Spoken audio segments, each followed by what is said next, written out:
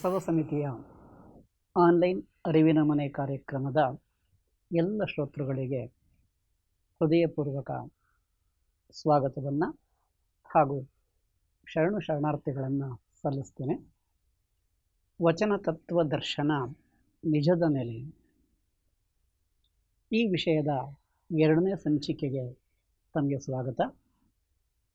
ವಚನ ತತ್ವ ದರ್ಶನದ ಬಗ್ಗೆ ಕಳೆದ ವಾರದ ಮೊದಲ ಸಂಚಿಕೆಯಲ್ಲಿ ಲಿಂಗಾಂಗ ಸಾಮರಸ್ಯದ ನೆಲೆಯಲ್ಲಿ 190 ಜನ ವಚನಕಾರರು ಹೇಗೆ ವೈವಿಧ್ಯಮಯವಾಗಿ ನಿಜ ಪದವನ್ನು ಬಳಸ್ತಾರೆ, ನಿಜ ಪದದಿಂದ ನಮ್ಮ ದೇಹ ಅಥವಾ ಅಂಗ ಈ ಜಗತ್ತಿನ ಮಹಾಸ್ಫೋಟದಲ್ಲಿ ಉಂಟಾದ ಬೆಳಕು ಏನಿದೆ, ಆ ಮಹಾಬೆಳಕನ್ನು ಮಹಾಲಿಂಗ ಅಂತ ಏನು ವಚನಕಾರರು ಕರೆದಿದ್ದಾರೆ, ಈ ಅಂಗ ಆ ಲಿಂಗದಲ್ಲಿ ತನ್ಮಯವಾಗಿ ಲೀನವಾಗಿ ತಾನೇ ದೇವರಾಗ್ತಕ್ಕಂಥ, ತಾನೇ ಮಹಾಲಿಂಗವಾಗ್ತಕ್ಕಂಥ, ಘನ ಲಿಂಗವಾಗ್ತಕ್ಕಂತಹ ವಿವರವನ್ನು ನಾನು ಹೇಳಿದ್ದೆ.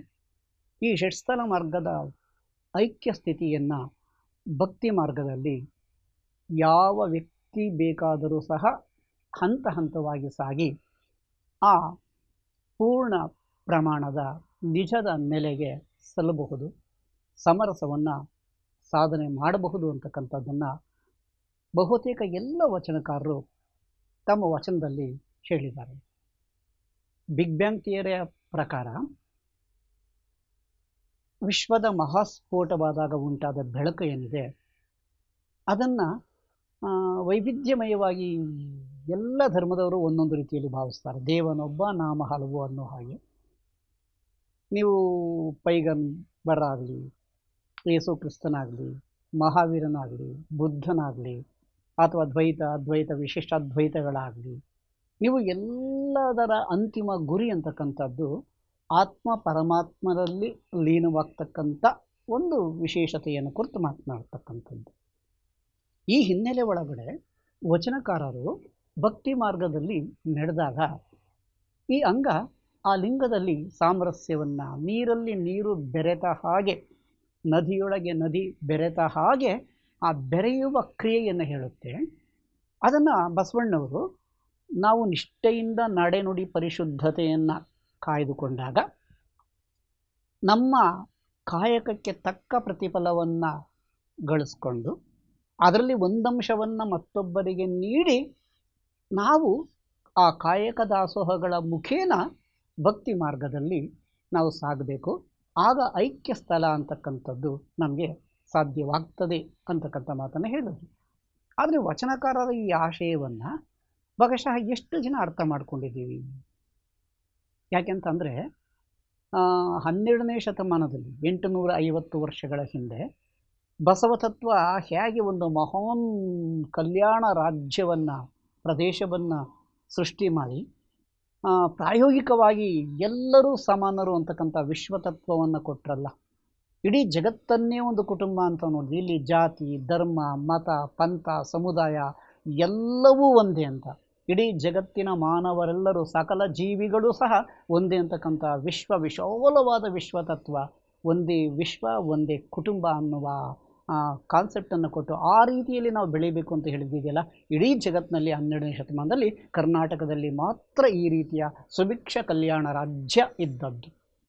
ಭಾಗಶಃ ಅದಕ್ಕಿಂತ ಹಿಂದೇನೂ ಇರಲಿಲ್ಲ, ಭಾಗಶಃ ಇನ್ನು ಮುಂದೆ ನಾವು ಕಲ್ಪನೆ ಮಾಡ್ಕೊಳ್ಳೋಕ್ಕೂ ಸಾಧ್ಯ ಇಲ್ಲ. ಯಾಕಂತ ಅಂದರೆ ನೋಡಿ, ಎಲ್ಲರೂ ನಿಷ್ಠೆಯಿಂದ ಕಾಯಕವನ್ನು ಮಾಡಿದ್ರೆ ಬಡತನ ಇರಲ್ಲ, ಅಥವಾ ನಿರುದ್ಯೋಗ ಇರಲ್ಲ, ಅಥವಾ ಎಲ್ಲರೂ ಒಂದೇ ಅಂದರೆ ಯಾವುದೇ ಜಾತಿ ಧರ್ಮಗಳಿರಲ್ಲ, ಮೇಲು ಕೀಳು ಭಾವನೆಗಳಿರಲ್ಲ, ಮೇಲ್ವರ್ಗ ತಳವರ್ಗ ಅಥವಾ ಆ ಜಾತಿ ಆ ಧರ್ಮ ಆ ಭಾಷೆ ಆ ದೇಶ ಈ ದೇಶ ಏನೂ ಇಲ್ಲದೆ ಸರ್ವರೂ ಸಮಾನರು ಅಂತಕ್ಕಂಥದ್ದು. ಮನುಷ್ಯ ಮತ ವಿಶ್ವಪಥ, ಎಲ್ಲರೂ ಎಲ್ಲರಿಗಾಗಿ ಇರಬೇಕು ಅಂತಕ್ಕಂಥ ಆ ಭಾವನೆಯಿಂದ ಅಂದಿನ ಕರ್ನಾಟಕದ ಎಲ್ಲ ಜನಗಳು ದೇಶದ ಮೂಲೆ ಮೂಲೆಗಳಿಂದ ಬಂದು ಮಹಾಮನೆಯಲ್ಲಿ, ಅನುಭವ ಮಂಟಪದಲ್ಲಿ, ಚರ್ಚೆಗಳಲ್ಲಿ ಭಾಗಿಯಾಗಿ ಯಾರೂ ಮೇಲಲ್ಲವೇ ಯಾರೂ ಕೀಳಲ್ಲವೇ, ಯಾರೂ ಉನ್ನತ ಅಥವಾ ಅವನತ ಅನ್ನುವ ಭೇದ ಭಾವ ಇಲ್ಲದೆ ಬೆರೆತರಲ್ಲ. ಭಾಗಶಃ ಇದು ವಿಶ್ವ ಐತಿಹಾಸಿಕ ದೃಷ್ಟಿಯಲ್ಲಿ ಅಥವಾ ಜಗತ್ತಿನ ಇತಿಹಾಸದಲ್ಲಿ ಇಂತಹ ಒಂದು ರಿಮಾರ್ಕೆಬಲ್ ವಿಚಾರ ಕೇವಲ ಕರ್ನಾಟಕದಲ್ಲಿ ಮಾತ್ರ ಆಗಿತ್ತು. ಆದರೆ ಇದು ಜಗತ್ತಿನ ಮೂಲೆ ಮೂಲೆಗೆ ಇವತ್ತು ತಲುಪ್ತಾ ಇದೆ. ಆದರೆ ಯಾಕೆ 850 ವರ್ಷ ನಾವು ಕಾಯಬೇಕಾಯಿತು?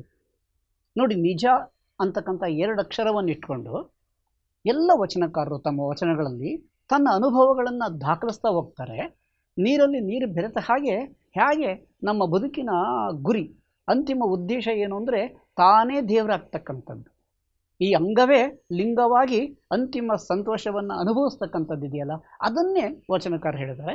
ಇವತ್ತಿನ ಈ ಸಂಚಿಕೆಯಲ್ಲಿ ಆ ವಚನಕಾರರ ಆಶಯಗಳು ಅಥವಾ ಅವರು ಲಿಂಗಾಂಗ ಸಾಮರಸ್ಯಕ್ಕೆ ಸಂದ ಬಗೆ, ಅವರ ನಿಜೈಕ್ಯ ಸ್ಥಿತಿಯನ್ನು ಯಾವ ರೀತಿ ಹೇಳ್ತಾರೆ ಅಂತಕ್ಕಂಥದ್ದನ್ನು ನಾವು ಗಮನಿಸೋಣ. ಈ ವಿಚಾರದ ಬಗ್ಗೆ ಕಳೆದ 6 ತಿಂಗಳ ಹಿಂದೆ ಬಸವ ಸಮಿತಿಯ ಅಧ್ಯಕ್ಷರಾದ ಡಾಕ್ಟರ್ ಅರವಿಂದ ಜತ್ತಿಯವರು ನನ್ನ ಜೊತೆ ಮಾತನಾಡಿದಾಗ ಈ ವಿಚಾರದಲ್ಲಿ ಯಾಕೆ ಯಾರು ತಲೆ ಕೆಡಿಸ್ಕೊಂಡಿಲ್ಲ, ಯಾಕೆ ಅಂತಂದರೆ ಬೇರೆ ರೀತಿಯಲ್ಲಿ ಮಾತನಾಡ್ತಾರೆ, ಆದರೆ ನಿಜ ಅನ್ನುವ ಪದ ಎಲ್ಲರಿಗೂ ಅರ್ಥ ಆಗ್ತದೆ. ಇದು ಭಾಷೆ, ಪ್ರಮಾಣ, ಸತ್ಯ ಅಥವಾ ನಮ್ಮ ಬದುಕಿನ ಅಂತಿಮ ಗುರಿಯನ್ನು ಇದು ಹೇಳುತ್ತೆ.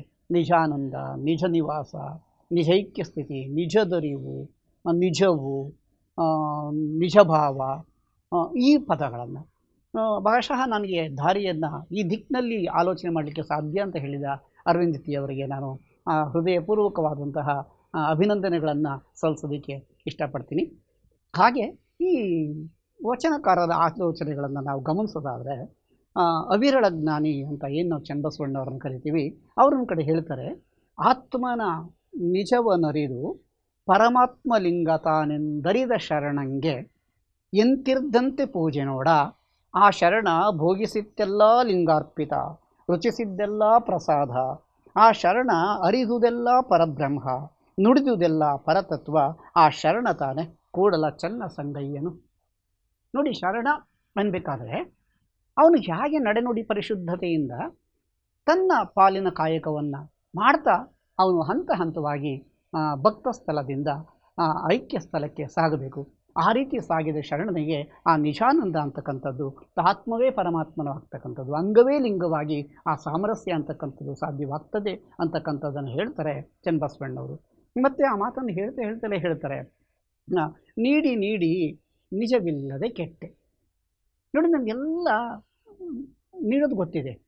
ನೋಡಿ, 12ನೇ ಶತಮಾನ ಹೇಗಿತ್ತು ಅಂದರೆ, ಇವತ್ತು ಎಲ್ಲರೂ ಸಹ ಬೇಡುವವರೇ ಜಾಸ್ತಿ ಇದ್ದಾರೆ, ನೀಡುವವರು ಕಡಿಮೆ. ಆದರೆ 12ನೇ ಶತಮಾನದ ಕರ್ನಾಟಕ, ಅವತ್ತಿನ ಬಸವ ಕಲ್ಯಾಣ, ಅವತ್ತಿನ ನಿಜವಾದ ನಮ್ಮ ಈ ಪುಣ್ಯ ಭೂಮಿ ಹೇಗಿತ್ತು ಅಂತಂದರೆ, ಬೇಡುವವರಿಲ್ಲದೆ ಬಡವಾದೆನಯ್ಯ ಅಂತಾರೆ ಬಸವಣ್ಣವರು.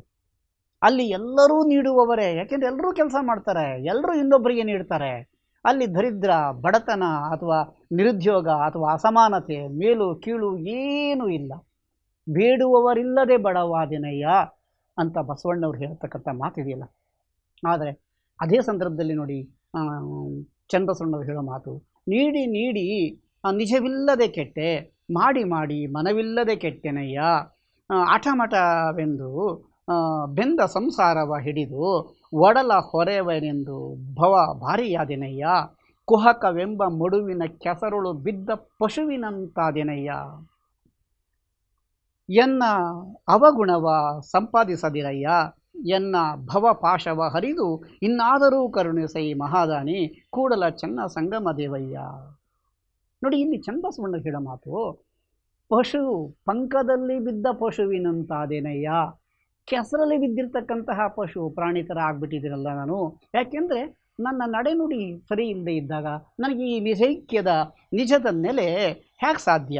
ಆದರೆ ನಿಜದ ನೆಲೆ ಇರಬೇಕು ಅಂದರೆ ನಾನು ಈ ನೀತಿಯಲ್ಲಿ ಮುಂದೆ ಬರಬೇಕಾದಾಗ ನನ್ನ ನಡೆನುಡಿ ಪರಿಶುದ್ಧವಾಗಿರಬೇಕು, ನನ್ನ ಪಾಲಿನ ಕರ್ತವ್ಯವನ್ನು, ಕಾಯಕವನ್ನು ನಾನು ಮಾಡಬೇಕು ಅಂತಕ್ಕಂಥದ್ದು.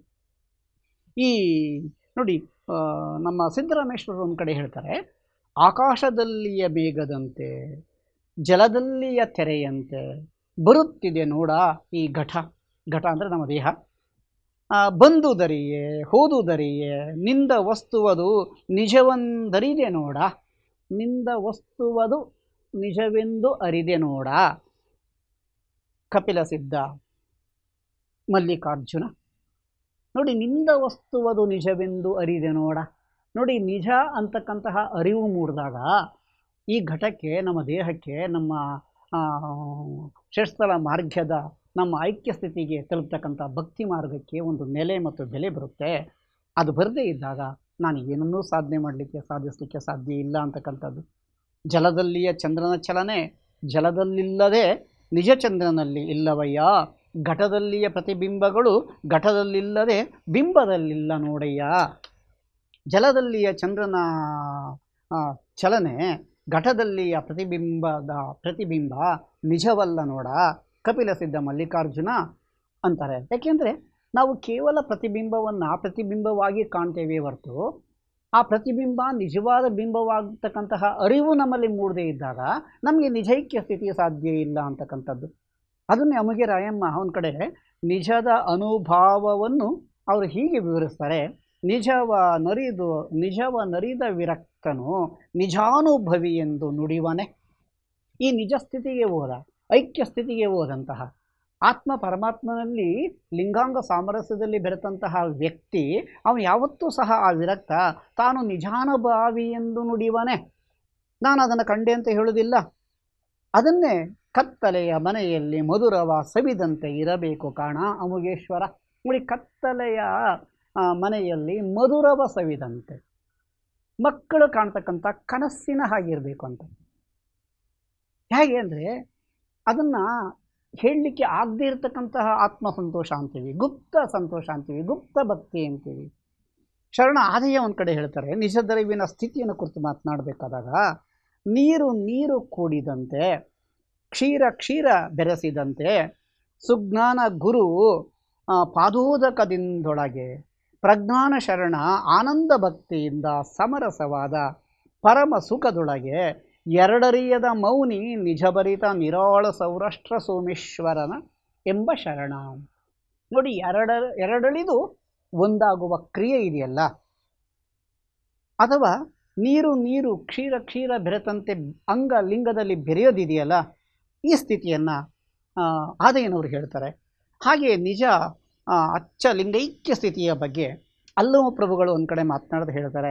ವೇದಗಳೆಂಬಿವು ಬ್ರಹ್ಮನ ಬೂಟಾಟ, ಶಾಸ್ತ್ರಗಳೆಂಬಿವು ಸರಸ್ವತಿಯ ಗೊಡ್ಡಾಟ, ಆಗಮಗಳೆಂಬಿವು ಋಷಿಯ ಮರುಳಾಟ, ಪುರಾಣಗಳೆಂಬಿವು ಪೂರ್ವದವರ ಪುಂಡಾಟ.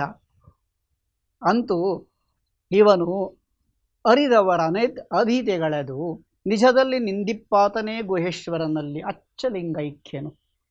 ವೇದ ಹಾಗೆ ಹೇಳ್ತು, ಶಾಸ್ತ್ರ ಹೀಗೆ ಹೇಳ್ತು, ಆಗಮ ಹಾಗೆ ಹೇಳ್ತು, ಪುರಾಣದ ಪ್ರಕಾರ ಹೀಗಿದೆ, ಎಲ್ಲ ಹಾಗೆ ಹೀಗೆ ಇದ್ದವು ಅಥವಾ ಇದೆಯಂತೆ ಅಂತ ಹೇಳ್ತೀವಿ ಹೊರತಾಗಿ ನಾವು ಎಷ್ಟರ ಮಟ್ಟಿಗೆ ಅವುಗಳನ್ನು ಅರ್ಥೈಸ್ಕೊಂಡು ಅಥವಾ ವಚನ ತತ್ವದಲ್ಲಿ ನಾವು ನಡೀತಾ ಇದ್ದೀವಿ ಅನ್ನೋದು. ಅದಕ್ಕೆ ಹೇಳ್ತಾರೆ, ಅಚ್ಚ ಲಿಂಗೈಕ್ಯನಾಗಬೇಕಾದ್ರೆ ಈ ಮೌಢ್ಯಗಳನ್ನು ಬಿಡಬೇಕು, ಅಬದ್ಧಗಳನ್ನು ಬಿಡಬೇಕು, ಅರ್ಥವಿಲ್ಲದ ಆಚರಣೆಗಳನ್ನು ಬಿಡಬೇಕು. ನಿಜವಾದ ವಚನ ತತ್ವದ ನಿಜಾಚರಣೆಗಳಲ್ಲಿ ನಾವು ಹಂತ ಹಂತವಾಗಿ ಸರಳ ಭಕ್ತಿ ಮಾರ್ಗದಲ್ಲಿ ಮುಂದುವರೆದಾಗ ಆಗ ನಮಗೆ ಈ ನಿಜಲಿಂಗೈಕ್ಯ ಸ್ಥಿತಿ ಅಂತಕ್ಕಂಥದ್ದು, ಲಿಂಗಾಂಗ ಸಾಮರಸ್ಯ ಅಂತಕ್ಕಂಥದ್ದು ನಮಗೆ ಸಾಧ್ಯತೆ ಆಗ್ತದೆ ಅಂತಕ್ಕಂಥದ್ದು ಅಲ್ಲಮ ಪ್ರಭುಗಳ ಒಂದು ಅವರ ಅನುಭಾವವಾಗಿ ಪರಿವರ್ತನೆಯಾಗಿ ನೀಡಿದಂತಹ ಒಂದು ಆಶಯ. ಚನ್ನಬಸವಣ್ಣವರೇ ಹೇಳಿದ್ದು ಈ ಮಾತನ್ನು ಹೇಳ್ತಾರೆ. ಈ ಸ್ಥಿತಿ ಹೇಗಿರುತ್ತೆ? ನಮಗೆ ಸಾಮರಸ್ಯ ಸಾಧ್ಯವಾಗದೇ ಇದ್ದಂಥ ಸ್ಥಿತಿ ಹೇಗಿರುತ್ತೆ, ಸಾಧ್ಯವಾದ ಸ್ಥಿತಿ ಹೇಗಿರುತ್ತೆ? ಇದ್ದು ಬದ್ಧನಲ್ಲ, ಸುಳಿದು ಸೂತಕಿಯಲ್ಲ, ಆವ ಸಂಘವೂ ಇಲ್ಲದ ನಿಜೈಕ್ಯನು, ಬೇಕು ಬೇಡೆನ್ನದೆ ಅಳಿದುಳಿದು ಕರ್ಪೂರದ ಗಿರಿಯನ್ ಉರಿತಾಗಿದಂತೆ ಕೂಡಲ ಚನ್ನ ಸಂಗಯ್ಯನಲ್ಲಿ ಲಿಂಗೈಕ್ಯನು. ಅವ್ರು ಹೇಳೋ ಒಂದೇ ಮಾತು, ಕರ್ಪೂರವು ಉರಿತಾಗಿದಂತೆ ಅಂದರೆ ನೀರಲ್ಲಿ ನೀರು ಬೆರೆತ ಹಾಗೆ ಅಂತಕ್ಕಂಥ ಮಾತು ಅಲ್ಲ. ಇದ್ದು ಬದ್ಧನಲ್ಲ, ಸುಳಿದು ಸೂತಕಿಯಲ್ಲ, ಆವ ಸಂಘವೂ ಇಲ್ಲದ ನಿಜೈಕ್ಯನು. ಆ ನಿಜೈಕ್ಯ ಸ್ಥಿತಿಗೆ ಹೋದಾಗ ಯಾವ ಸಂಘವೂ ಇರಲ್ಲ. ಇರುವೆನ್ನೆನ್ನೆ, ಇಲ್ಲವೆನ್ನೆ, ಕಂಡೆನೆನ್ನೆ, ಕಾಣದ್ದೆನ್ನೆ, ನಾನೆನ್ನೆ, ನೀನೆನ್ನೆ, ಎರಡಳಿದು ಒಂದಾಗಿ ಕೂಡುವ ರೀತಿ. ಅದನ್ನೇ ಒಂದು ಕಡೆ ಹೇಳ್ತಾರೆ ಅವರು, ಇಲ್ಲದ ಸಂಸಾರ ಕಣ್ಣ ಮುಂದೆ ರೂಪಾಗಿ ಕಾಡುತ್ತಿದ್ದಾಳೆ. ಇಲ್ಲದ ಸಂಸಾರ ಕಣ್ಣ ಮುಂದೆ ರೂಪಾಗಿ ಕಾಡುತ್ತಿದ್ದಾಳೆ, ಸುಜ್ಞಾನವೆಂಬ ಅಂಜನವ ಹಚ್ಚಿ ಸಕಲ ಭ್ರಮೆ ಎಂಬ ಕತ್ತಲೆಯ ಕಳೆದು ನಿಜಲಿಂಗ ಸಂಬಂಧವನ ನೆಲೆಗೊಳಿಸಿ ನಿತ್ಯದಲ್ಲಿ ಅಚ್ಚೊತ್ತಿದೆನಾಗಿ ಕೂಡಲ ಚನ್ನ ಸಂಗಯ್ಯನಲ್ಲಿ ಪ್ರಭುವಿನ ಪಾದಕ್ಕೆ ನಮೋ ನಮೋ ಎಂಬೆನು ಎಂದಿದ್ದಾರೆ ಚನ್ನಬಸವಣ್ಣವರು. ನೋಡಿ, ಇಲ್ಲ ಅಜ್ಞಾನವನ್ನು ಕಳೆದಾಗ ಸುಜ್ಞಾನ ಅಂತಕ್ಕಂಥದ್ದು ನಮಗೆ ಪ್ರಾಪ್ತವಾಗ್ತದೆ. ನಾವು ಅಜ್ಞಾನದ ಅಂಧಕಾರದಲ್ಲಿಯೇ ತೊಳಲ್ತಾ ಇದ್ದಾಗ ನಮಗೆ ಸುಜ್ಞಾನ ಅಂತಕ್ಕಂಥದ್ದು ಅಥವಾ ನಿಜವಾದ ಘನಲಿಂಗದ ಮಹಾಲಿಂಗದ ಅರಿವು ಅಂತಕ್ಕಂಥದ್ದು, ಆ ನಿಜೈಕ್ಯ ಲಿಂಗದ ಪ್ರಜ್ಞೆ ಅಂತಕ್ಕಂಥದ್ದು ಸಾಧ್ಯವಾಗೋದಿಲ್ಲ. ಆ ದೃಷ್ಟಿಯಿಂದಲೇ ಹೇಳ್ತಾರೆ, ನಿಜಲಿಂಗ ಸಂಬಂಧವನ್ನು ನೆಲೆಗೊಳಿಸಿ. ನಿಜಲಿಂಗ ಸಂಬಂಧವನ್ನು ಈ ಅಂಗ ಗಳಿಸ್ಕೊಂಡಾಗ ಆಗ ನಮಗೆ ಇಲ್ಲಿ ಲಿಂಗೈಕ್ಯ ಸ್ಥಿತಿ, ನಿಜಲಿಂಗೈಕ್ಯ ಸ್ಥಿತಿ ಸಾಧ್ಯ ಅಂತಕ್ಕಂಥ ಮಾತನ್ನು, ಅರಿವು ಆಚಾರದಿಂದ ನಿಜದ ನೆಲೆ ಸಾಧ್ಯವಾಗ್ತದೆ ಅಂತಕ್ಕಂಥದ್ದನ್ನು ಮಡಿವಾಳ ಮಾಚಯ್ಯನವರು ಮತ್ತೊಂದು ವಚನದಲ್ಲಿ ಹೀಗೆ ಹೇಳ್ತಾರೆ, ಅರಿವು ಉದಯವಾದಲ್ಲದೆ ಮರಹುನ ನಷ್ಟವಾಗದು. ನೋಡಿ, ಅರಿವಿಲ್ಲ ಅಂದರೆ ಮರಹು ಬರಲ್ಲ. ಮರಹು ಯಾವಾಗ ಬರುತ್ತೆ ಅಂದರೆ ನಮ್ಮಲ್ಲಿ ಅರಿವು ಇಲ್ಲದೆ ಇದ್ದಾಗ, ಅದು ಅರಿವಿನ ನಿಜವಾದ ನೈಜ ಪ್ರಜ್ಞೆ. ಮರಹು ನಷ್ಟವಾದಲ್ಲದೆ ಅರಿವು ಸಯವಾಗದು. ನೋಡಿ, ಅರಿವು ಮತ್ತು ಮರಹು ಒಂದೇ ನಾಣ್ಯದ ಎರಡು ಮುಖ. ಅರಿವಿದ್ದಾಗ ಮರಹು ಇರೋದಿಲ್ಲ, ಅಥವಾ ಮರಹು ಜಾಗೃತವಾದಾಗ ಅರಿವು ಇರೋದಿಲ್ಲ. ಅರಿವು ಸಯವಾಗಿ ದೊರಕೊಂಡ ಬಳಿಕ ಗುರುವಾರು ಲಿಂಗವಾರು. ನೋಡಿ, ಅರಿವು ಕೂಡಿ ನಾವು ನಿಜಲಿಂಗೈಕ್ಯ ಸ್ಥಿತಿಗೆ ಹೋಗ್ಬಿಟ್ಟಾಗ ಅಲ್ಲಿ ಗುರು ಅಥವಾ ಲಿಂಗ ಅಥವಾ ಆವುದು ಘನ ಆವುದು ಕಿರಿದು ಈ ಉಪದೇಶ ಪಡೆದರೆ ಮುಂದೆ ನಿಜವೆಂತು. ಇದು ಯಾವುದೂ ಇಲ್ದಿರ್ತಕ್ಕಂಥ ಸ್ಥಿತಿಗೆ ಹೋಗೋದಿದೆಯಲ್ಲ, ಸಾಧ್ಯ ಒಪ್ಪುದು ಹೇಳ ಮಡಿವಾಳ ಮಾಚಯ್ಯ. ಅವರು ಮಡಿವಾಳ ಮಾಚಯ್ಯನವರು ಹೇಳ್ತಾರೆ, ಇಲ್ಲ ನೀವು ಆ ನಿಜಲಿಂಗೈಕ್ಯ ಸ್ಥಿತಿಗೆ ಹೋದರೆ ಅಲ್ಲಿ ಲಿಂಗ ಬೇರೆ, ಆತ್ಮ ಬೇರೆ, ನಾನು ಬೇರೆ, ನೀನು ಬೇರೆ, ಈ ಯಾವ ಅಬದ್ಧಗಳು ಸಹ ಇರೋದಿಲ್ಲ. ಅಲ್ಲಿ ಎರಡಳಿದು ಏಕವಾಗಿ ಕೂಡುವ ಒಂದು ನಿಜಲಿಂಗೈಕ್ಯ ಸ್ಥಿತಿ ಸಾಧ್ಯತೆ ಇರ್ತದೆ. ಅದಕ್ಕೆ ಚನ್ನಬಸವಣ್ಣವರೇ ಒಂದು ಕಡೆ ಹೇಳ್ತಾರೆ, ಇಷ್ಟಲಿಂಗ ಸಂಬಂಧವಾದ ಬಳಿಕ ಕಾಯಗುಣ ಕೆಟ್ಟು ಕಾಯ ವಿಕಾರವಾಯಿತು. ನೋಡಿ, ಇಷ್ಟಲಿಂಗದ ಮಹತ್ವವನ್ನು ಚನ್ನಬಸವಣ್ಣವರು ತುಂಬ ಚೆನ್ನಾಗಿ ಹೇಳ್ತಾರೆ. ಆ ದೃಷ್ಟಿಯಿಂದಲೇ ಇದನ್ನು ವಚನ ವಿಜ್ಞಾನ ಅಂತ ಕರಿತೀವಿ ನಾವು. ವೈಜ್ಞಾನಿಕ ಆಲೋಚನೆಗಳನ್ನು ಹೇಳ್ತಾರೆ. ಹೇಗೆ ನಾವು ಲಿಂಗೈಕ್ಯ ರೀತಿಯನ್ನು, ನಿಜಲಿಂಗ ಸ್ಥಿತಿಯನ್ನು, ನಿಜದಾನಂದವನ್ನು ಗಳಿಸೋದಕ್ಕೆ ಸಾಧ್ಯ. ಕಾಯಗುಣ ಕೆಟ್ಟು ಕಾಯ ವಿಕಾರವಾಯಿತು ಯಾವಾಗ? ಇಷ್ಟಲಿಂಗ ಸಂಬಂಧವಾದ ಬಳಿಕ. ಇಷ್ಟಲಿಂಗ ಸಂಬಂಧವಾಗದೆ ಕೇವಲ ಕೈಯಲ್ಲಿ ಇಷ್ಟಲಿಂಗವನ್ನು ಹಿಡಿದು ಮನಸ್ಸಿನಲ್ಲಿ 10 ರೀತಿಯ ಭ್ರಮೆಗಳಿಂದ ನಾವು ತನವನ್ನೇ ತೊರೆದೇ ಇದ್ದಾಗ ನಮಗೆ ಇಷ್ಟಲಿಂಗದ ಪ್ರಾಮುಖ್ಯತೆ ಗೊತ್ತಾಗಲ್ಲ. ಅದಕ್ಕೆ ಆಗ ನಮ್ಮ ಕಾಯ ಕೆಡುತ್ತೆ, ಅದು ವಿಕಾರವಾಗ್ತದೆ. ಅದಕ್ಕೆ ಹೇಳ್ತಾರೆ ನೋಡಿ, ಕರ್ಣಗುಣ ಕೆಟ್ಟು ಲಿಂಗ ಕರ್ಣಗಳಾದವು, ಇಂದ್ರಿಯ ಗುಣ ಕೆಟ್ಟು ಲಿಂಗೇಂದ್ರಿಯಗಳಾದವು. ಇದು ಕಾರಣ ಶರಣಂಗೆ ಬೇರೆ ಲಿಂಗವಿಲ್ಲ, ಬೇರೆ ಅಂಗವಿಲ್ಲ, ಅರ್ಪಿತ ಅನರ್ಪಿತವೆಂಬ ಉಭಯ ಶಂಕೆ ಹಿಂಗಿತ್ತು. ಕೂಡಲ ಚನ್ನ ಸಂಗಯ್ಯ ನಿನ್ನೊಳಡಗಿದ ನಿಜೈಕ್ಯಂಗೆ. ನೋಡಿ, ಆ ಮಹಾಲಿಂಗ ಘನಲಿಂಗದಲ್ಲಿ ಅಡಗಿದ ನಿಜೈಕ್ಯಂಗೆ ಈ ಯಾವುದೇ ಅರಿವು ಕುರುಹುವಿನ ಭೇದವಾಗಲಿ, ಅರ್ಪಿತ ಅನರ್ಪಿತದ ಭಾವವಾಗಲಿ, ಅಥವಾ ಇಂದ್ರಿಯದ ಆಕರ್ಷಣೆಗಳಾಗಲಿ ಇರಲ್ಲ. ಇಂದ್ರಿಯಗಳ ಆಕರ್ಷಣೆ ಅಂತಕ್ಕಂಥದ್ದು ಅಥವಾ ಈ ಅರಿಷಡ್ ವರ್ಗಗಳ ಮದಮಾತ್ಸರ್ಯಗಳಂತಕ್ಕಂಥದ್ದು, ಆಕಾರ ನಿರಾಕಾರಗಳ ಭೇದಗಳಂತಕ್ಕಂಥದ್ದು, ಅರ್ಪಿತ ಅನರ್ಥವೆಂಬ ಉಭಯ ಸಂಖ್ಯೆಗಳು ಇವಿದ್ದಾಗ ನಮಗೆ ನಿಜಲಿಂಗೈಕ್ಯತೆ ಅಂತಕ್ಕಂಥದ್ದು ಸಾಧ್ಯವಾಗಲ್ಲ ಅಂತಾರೆ ಚನ್ನಬಸವಣ್ಣವರು. ಅದಕ್ಕೆ ಅವ್ರು ಹೇಳ್ತಾರೆ ಒಂದು ಕಡೆ ನೋಡಿ, ಸಾಕಾರ 18 ಕುಳವ ಅಂಗದಲ್ಲಿ ಆಚರಿಸುತ್ತಾ ಅಲ್ಲಲ್ಲಿಗೆ ಭಕ್ತ ಅಲ್ಲಲ್ಲಿಗೆ ಮಹೇಶ್ವರ, ಅಲ್ಲಲ್ಲಿಗೆ ಪ್ರಸಾದಿಯಾಗಿಪ್ಪ ಆ ಸಾಕಾರವನ್ನು ಏನೆಂದು ಉಪಮಿಸುವೆ. ನಿರಾಕಾರ 18 ಕುಳವನ ಆತ್ಮದಲ್ಲಿ ಆಚರಿಸುತ್ತಾ ಅಲ್ಲಲ್ಲಿಗೆ ಪ್ರಾಣಲಿಂಗಿ, ಅಲ್ಲಲ್ಲಿಗೆ ಶರಣ, ಅಲ್ಲಲ್ಲಿಗೆ ಐಕ್ಯನಾಗಿಪ್ಪ ಆ ನಿರಾಕಾರವನ್ನು ಏನೆಂದು ಉಪಮಿಸುವೆ.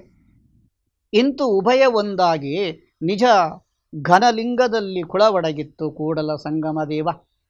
ನೋಡಿ, ಆನುಭಾವಿಕ ನೆಲೆಯಲ್ಲಿ ನಾವು ಷಟ್ಸ್ಥಲ ಮಾರ್ಗದಲ್ಲಿ ಕ್ರಮಿಸಬೇಕಾದಾಗ ಅಂಗ ಈ ಜೀವ ನಮಗೆ ಸಾಕಾರ 18 ಕುಳವು ಅಡಗಿ ಆಚರಣೆಯಲ್ಲಿ ಭಕ್ತ, ಮಾಹೇಶ್ವರ, ಪ್ರಸಾದಿ, ಪ್ರಾಣಲಿಂಗಿ, ಶರಣ,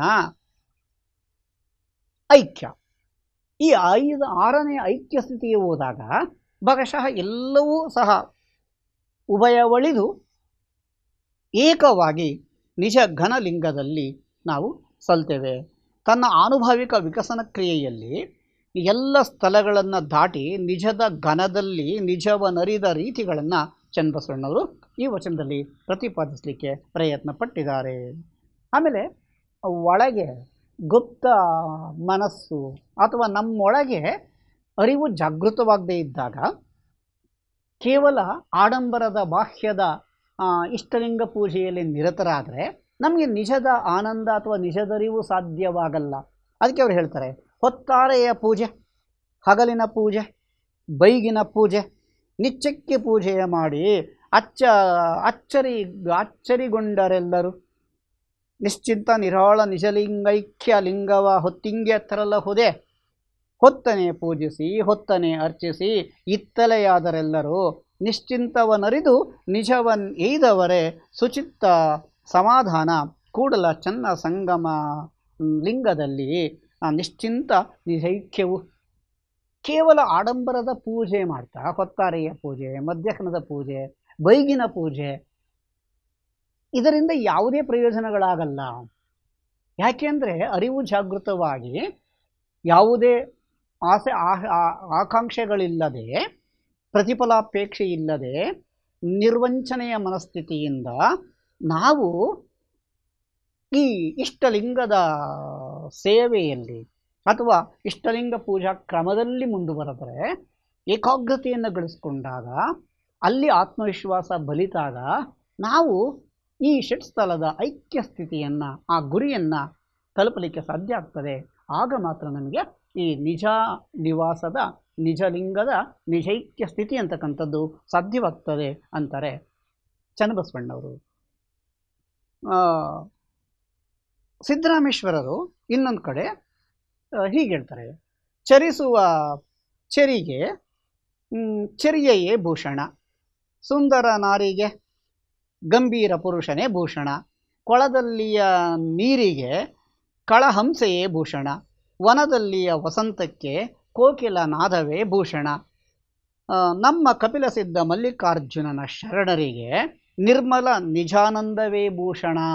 ನೋಡಿ, ನಿರ್ಮಲ ನಿಜಾನಂದ, ನಿರ್ಮಲ ನಿಜಾನಂದದ ಸ್ಥಿತಿ ಸಿಗೋದು ಯಾವಾಗ ನಮಗೆ ಅಂತ ಅಂದರೆ, ನಮ್ಮ ಚರ್ಯಗಳು ಬದಲಾಗಬೇಕು, ಏಕಾಗ್ರತೆ ಅಂತಕ್ಕಂಥದ್ದು ಮೂಡಬೇಕು. ಹಾಗೆ ಕೊಳದಲ್ಲಿಯ ಹಂಸ ನೀರಿಗೆ ಹಂಸವೇ ಭೂಷಣ ಅನ್ನೋ ಹಾಗೆ, ಅಥವಾ ಮರದಲ್ಲಿಯ ವಸಂತಕ್ಕೆ ಕೋಕಿಲ ನಾದ, ಕೋಗಿಲೆಯ ಗಾನವೇ ಭೂಷಣ ಅಂತಕ್ಕಂಥದ್ದು. ಹಾಗೆ ಶರಣನಿಗೆ ನಿರ್ಮಲ ನಿಜಾನಂದ ಸ್ಥಿತಿ ಅಂತಕ್ಕಂಥದ್ದು ದೊರೆಕೊಂಡಾಗ ಆಗ ಅವನಿಗೆ ಈ ನಿಜಲಿಂಗೈಕ್ಯ ಸ್ಥಿತಿ ಅಂತಕ್ಕಂಥದ್ದು ಸಾಧ್ಯವಾಗ್ತದೆ ಅಂತಾರೆ ಸಿದ್ದರಾಮೇಶ್ವರರು. ಈ ಸ್ಥಿತಿ ಬರಲಿಕ್ಕೆ ಮೊದಲು ಯಾವ ಸ್ಥಿತಿಯಲ್ಲಿ ನಾವೆಲ್ಲ ಇರ್ತೇವೆ ನೋಡಿ, ಅದಕ್ಕೆ ಒಂದು ಮಾತು ಹೇಳ್ತಾರೆ ಸಿದ್ದರಾಮೇಶ್ವರರು. ಜಗವ ನಾಡಿಸುವನು, ಜಗವ ನೀಡಿಸುವನು, ಜಗದ ನಟ ನಾಟಕದ ಪರಿಯ ನೊಡೆಯ, ಜಗವ ರಂಜಿಸುವನು, ಜಗವ ಭುಂಜಿಸುವನು, ಜಗದೊಳಗಿಪ್ಪನು, ಜಗದ ಹೊರಗಿಪ್ಪನು, ಜಗಕ್ಕೆ ತೋರಿಯೂ ತೋರದಂತಿಪ್ಪನು, ದರ್ಪಣದೊಳಗಣ ಪ್ರತಿಬಿಂಬದಂತಿಪ್ಪನು, ಉದಕ ಪದ್ಮಪತ್ರದಂತಿಪ್ಪನು, ನಿಜಗುರುವೆ ಸ್ವತಂತ್ರ ಕಪಿಲ ಸಿದ್ಧ ಮಲ್ಲೇಶ್ವರನ ನೂಟ ತೋರಲೊಡನೆ ಜಗದಾಟ ತೀರಿತ್ತು. ನೋಡಿ, ಇಲ್ಲಿ ಇದ್ದೂ ಇಲ್ಲದ ಸ್ಥಿತಿಯಲ್ಲಿ ಇರಬೇಕು, ಆಗ ಮಾತ್ರ ನಮಗೆ ನಿಜಲಿಂಗೈಕ್ಯ ಸ್ಥಿತಿ ಅಥವಾ ನಿಜಾನಂದದ ಸ್ಥಿತಿ ಅಂತಕ್ಕಂಥದ್ದು ಸಾಧ್ಯವಾಗ್ತದೆ. ಅದನ್ನು ಹೇಗೆ ಹೇಳ್ತಾರೆ, ಪದ್ಮಪತ್ರದ ಜಲಬಿಂದು, ಉದಕ ಪದ್ಮಪತ್ರ. ಇಲ್ಲಿ ತಾವರೆ ಎಲೆ ಮೇಲೆ ನೀರು ಬಿದ್ದರೆ ಒಂದು ಕ್ಷಣದಲ್ಲಿ ಆ ನೀರು ಹನಿ ಲಯವಾಗ್ತದೆ. ನೀರು ಬಿದ್ದ ಒಂದು ಸಾಸಿವೆ ಕಾಳಿನಷ್ಟು ಸಹ ಗುರುತಿರಲ್ಲ. ಹಾಗೆ ಲಿಂಗ ಅಂಗಲಿಂಗದಲ್ಲಿ ಸಮರಸವಾಗಬೇಕು, ಆಗ ಲಿಂಗಾಂಗ ಸಾಮರಸ್ಯ ಅಂತಕ್ಕಂಥದ್ದು ಸಾಧ್ಯ ಅಂತ. ಅದನ್ನೇ 10ನೇ ಶತಮಾನದಲ್ಲಿ ನಾಗಚಂದ್ರ ಒಂದು ಕಡೆ ಹೇಳ್ತಾನೆ. ಹೇಗೆ ಅಂದರೆ, ಪದ್ಮಪತ್ರದ ಜಲಬಿಂದುವಿನಂತೆ ಚಲಿತ ಮಾದುದು ಚಿತ್ತಂ ಅಂತ ಹಳಗನ್ನಡದಲ್ಲಿ. ಪದ್ಮಪತ್ರದ ಜಲಬಿಂದುವಿನಂತೆ ಚಲಿತಂ ಆದುದು ಚಿತ್ತಂ ಅಂದರೆ, ತಾವರೆ ಎಲೆಯ ಮೇಲೆ ಬಿದ್ದ ನೀರಿನ ಹನಿಯಂತೆ ಒಂದೇ ಕ್ಷಣದಲ್ಲಿ ಲಯವಾಗ್ತಾ ನೀರಿನ ಹನಿ ಬಿದ್ದ ಗುರುತು ಇಲ್ಲದೆ. ಹಾಗೆ ನಮ್ಮ ಮನಸ್ಸು ಒಂದೇ ಕ್ಷಣದಲ್ಲಿ ಲಯವಾಗ್ತದೆ, ಅರ್ಥಾತ್ ಅರಿಷಡ್ವರ್ಗ ಅಥವಾ ಪಂಚೇಂದ್ರಿಯಗಳ ಆಕರ್ಷಣೆಗೆ ಒಳಗಾಗ್ತವೆ. ಆಗ ನಮಗೆ ನಿಜದರಿವು ಅಂತಕ್ಕಂಥದ್ದು ಸಾಧ್ಯವಾಗಲ್ಲ ಅಂತಕ್ಕಂಥ ಮಾತನ್ನು ಹೇಳ್ತಾರೆ. ಅದಕ್ಕೆ ಷಟ್ಸ್ಥಲ ಮಾರ್ಗದಲ್ಲೇ ಮುಂದುವರಿಬೇಕಾದಾಗ ನೋಡಿ, ಭಕ್ತ ಸ್ಥಳ ಬಸವಣ್ಣಂಗಾಯಿತು, ಮಹೇಶ್ವರ ಸ್ಥಳ ಮಡಿವಾಳಯ್ಯಂಗಾಯಿತು, ಪ್ರಸಾದಿ ಸ್ಥಳ ಚನ್ನಬಸವಣ್ಣಂಗಾಯಿತು, ಪ್ರಾಣಲಿಂಗಿ ಸ್ಥಳ ಸಿದ್ದರಾಮಯ್ಯಂಗಾಯಿತು, ಶರಣಸ್ಥಳ ಪ್ರಭು ದೇವರಿಗಾಯಿತು, ಐಕ್ಯ ಸ್ಥಳ ಅಜಗಣ್ಣಂಗಾಯಿತು. ಎನ್ನ ಇನ್ನಾವ ಸ್ಥಳವೂ ಇಲ್ಲವೆಂದು ನಾನಿರಲು, ಇಂತಿವರೆಲ್ಲ ಷಡುಸ್ಥಳ ಪ್ರಸಾದವನ್ನು ನನಗಿತ್ತರಾಗಿ, ನಾನು ಮುಕ್ತನಾದೆನು ಕಾಣ ನಿಜಗುರು ಸ್ವತಂತ್ರ ಸಿದ್ಧಲಿಂಗೇಶ್ವರ. ನೋಡಿ, ಈ ಎಲ್ಲರೂ ಸಹ ಸ್ವತಂತ್ರ ಸಿದ್ಧಲಿಂಗೇಶ್ವರರ ವಚನ ಇದು. ಎಲ್ಲ ಒಂದೊಂದು ಸ್ಥಾನದಲ್ಲಿ ಒಬ್ಬೊಬ್ಬ ವಚನಕಾರರಿದ್ದಾರೆ. ಚನ್ನಬಸವಣ್ಣ, ಅಲ್ಲಮಪ್ರಭು, ಬಸವಣ್ಣ, ಅಜಗಣ್ಣ, ಸಿದ್ದರಾಮೇಶ್ವರರು.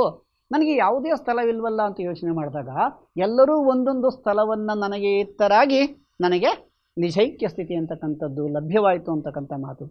ಬಸವಣ್ಣನವರೇ ಒಂದು ಕಡೆ ಈ ನಿಜ ಐಕ್ಯ ಸ್ಥಿತಿಯ ಬಗ್ಗೆ ಮಾತನಾಡ್ತಾ ಅವ್ರು ಇನ್ನೊಂದು ಥರ ವಚನದಲ್ಲಿ ಹೇಳ್ತಾರೆ, ದನಕ್ಕೆ ಮನವನೊಡ್ಡಿದಡೇನು, ಮನಕ್ಕೆ ದನವನೊಡ್ಡಿದಡೇನು, ತನು ಮನ ಧನವ ಮೀರಿ ಮಾತಾಡಬಲ್ಲಡೆ ಆತನೆಸ್ಸೀವನು, ಆತ ನಿಜೈಕ್ಯನು, ತನು ಮನ ಧನವ ಅನುವಾದಡೆ ಕೂಡಲ ಸಂಗಮ ದೇವನು ಒಲಿವ. ನೋಡಿ, ಆತ ನಿಜೈಕ್ಯನು. ತನುವಿನ ಆಸೆ, ಮನದ ಆಸೆ, ಧನದ ಆಸೆ, ಈ ಎಲ್ಲ ಆಶಯಗಳಿಂದ ದೂರವಾದಾಗ, ಅವೆಲ್ಲವುಗಳನ್ನು ಸಹ ನಾವು ಬಿಟ್ಟಾಗ, ಮೀರಿ ಮಾತಾಡಿದಾಗ, ಆಗ ಆತ ನಿಜ ಶರಣ, ನಿಜಲಿಂಗೈಕ್ಯನು, ಅವನಿಗೆ ನಿಜದ ನೆಲೆ ಸಾಧ್ಯ ಅಂತಾರೆ ದಾರ್ಶನಿಕ ಬಸವಣ್ಣವರು.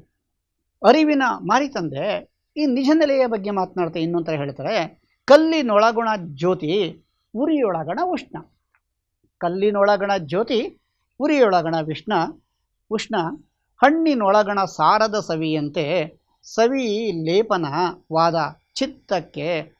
ಚಿತ್ತದ ವಿಕಸಿತದಂತೆ ಸದಾಶಿವ ಮೂರ್ತಿ ಲಿಂಗದಲ್ಲಿ.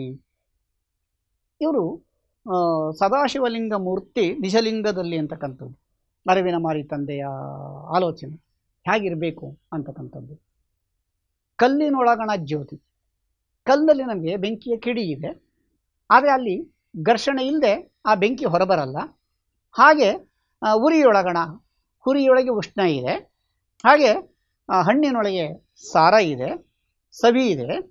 ಆದರೆ ಇವೆಲ್ಲವನ್ನೂ ಸಹ ಅರಿಯದೇ ಇದ್ದಾಗ ಈ ಅಂಗ ಆ ಲಿಂಗದಲ್ಲಿ ನಿಜೈಕ್ಯ ಸ್ಥಿತಿಯನ್ನು ತಲುಪಲ್ಲ. ನಿಜಲಿಂಗದಲ್ಲಿ ಘನ ಬೆಳಕು ತೋರಬೇಕು ಅಂದರೆ ಇದೆಲ್ಲವನ್ನು ಬಿಟ್ಟು ನಿಜಲಿಂಗದೊಳಗೆ ನಿಜೈಕ್ಯರಾಗುವ ಪರಿಯನ್ನು ನಾವು ಈ ರೀತಿ ಇರಬೇಕು ಅಂತಾರೆ ಅರಿವಿನ ಮಾರಿ ತಂದೆ. ಯಾಕೆ ಈ ನಿಜೈಕ್ಯ ಸ್ಥಿತಿ ಅಂತಕ್ಕಂಥದ್ದು ನಮಗೆ ಸಾಧ್ಯ ಆಗಲ್ಲ ಅಂತಕ್ಕಂಥ ಪ್ರಶ್ನೆ ಬಂದಾಗ ಬಸವಣ್ಣವರು ಹೇಳ್ತಾರೆ, ನಮ್ಮ ದೇಹವನ್ನು ದೇಗುಲ ಮಾಡಿಕೊಂಡಾಗ ಅಥವಾ ಏಕದೇವೋಪಾಸನೆಯಲ್ಲಿ ನಾವು ಮುಂದುವರೆದಾಗ ಈ ನಿಜಲಿಂಗ ಐಕ್ಯ ಸ್ಥಿತಿ ಸಾಧ್ಯ. ಒಂದು ವೇಳೆ ನಮ್ಮ ದೇಹವನ್ನು ದೇವಾಲಯ ಮಾಡಿಕೊಳ್ಳದೆ ಏಕದೇವೋಪಾಸನೆಯನ್ನು ಬಿಟ್ಟು ಕಂಡ ದೇವರುಗಳಿಗೆಲ್ಲ ಕೈ ಮುಗಿತಾ ಏಕಾಗ್ರತೆಯನ್ನು ಉಳಿಸ್ಕೊಳ್ಳದೆ ನಾವು ಪರಿಪರಿಯಾಗಿ ಅಲೆದಾಡ್ತಾ ಇರಬೇಕಾದ್ರೆ ಈ ನಿಜಲಿಂಗ ಪ್ರಜ್ಞೆ ಅಥವಾ ಲಿಂಗಾಂಗ ಸಾಮರಸ್ಯ ಈ ತತ್ವ ನಿಜದರ್ಶನ ಸಾಧ್ಯ ಆಗಲ್ಲ.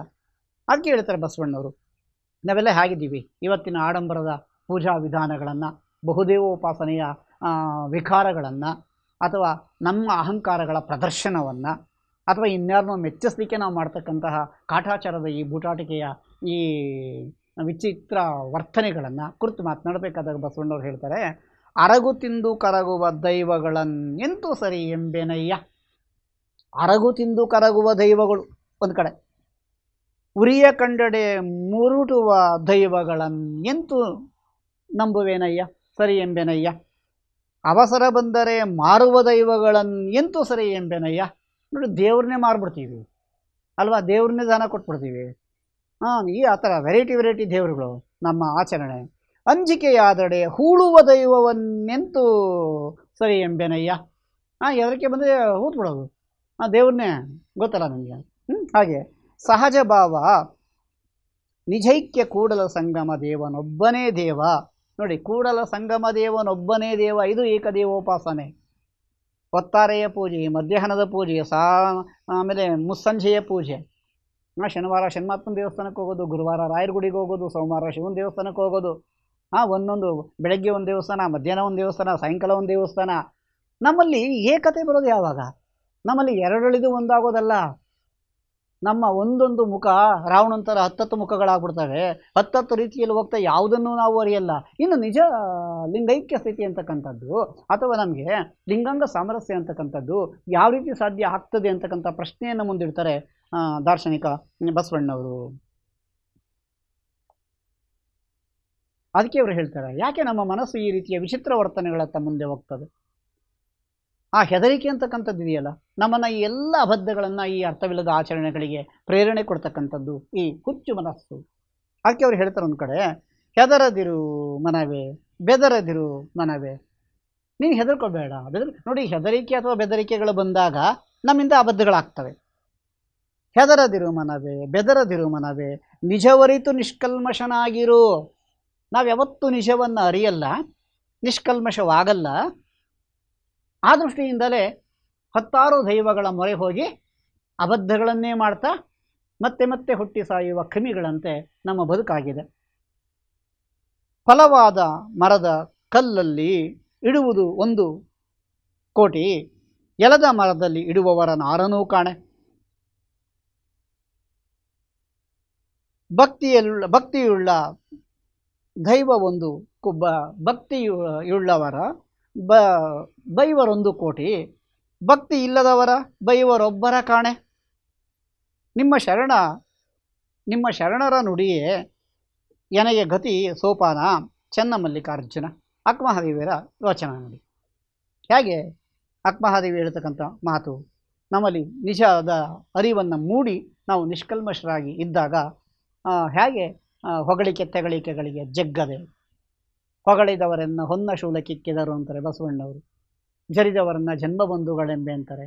ಆ ರೀತಿ ಇದ್ದಾಗ ಮಾತ್ರ ಭಾಗಶಃ ನಮಗೆ ಲಿಂಗಾಂಗ ಸಾಮರಸ್ಯ ಅಂತಕ್ಕಂಥದ್ದು ಸಾಧ್ಯತೆ ಆಗ್ತದೆ.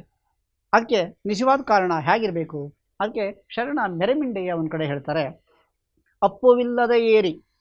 ನೋಡಿ, ನೀರೇ ಇಲ್ದಿರ್ತಕ್ಕಂಥ ಕೆರೆ, ಅದಕ್ಕೊಂದು ಏರಿ.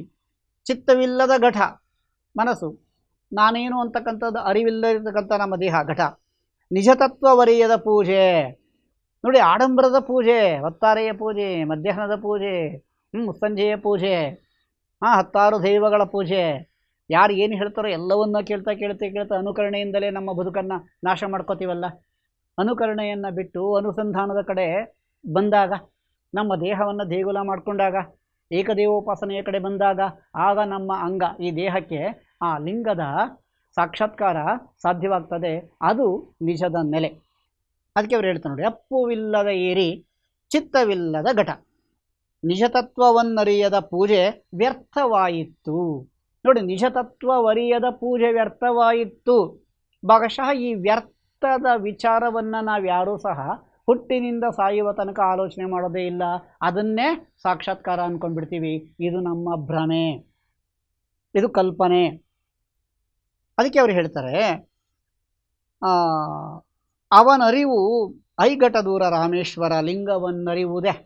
ಈ ರೀತಿ ವ್ಯರ್ಥ ಪೂಜೆಗಳಿದ್ದಾಗ ನಮಗೆ ನಿಜಲಿಂಗೈಕ್ಯ ಸ್ಥಿತಿ ಅಂತಕ್ಕಂಥದ್ದು ಸಾಧ್ಯವೇ ಇಲ್ಲ.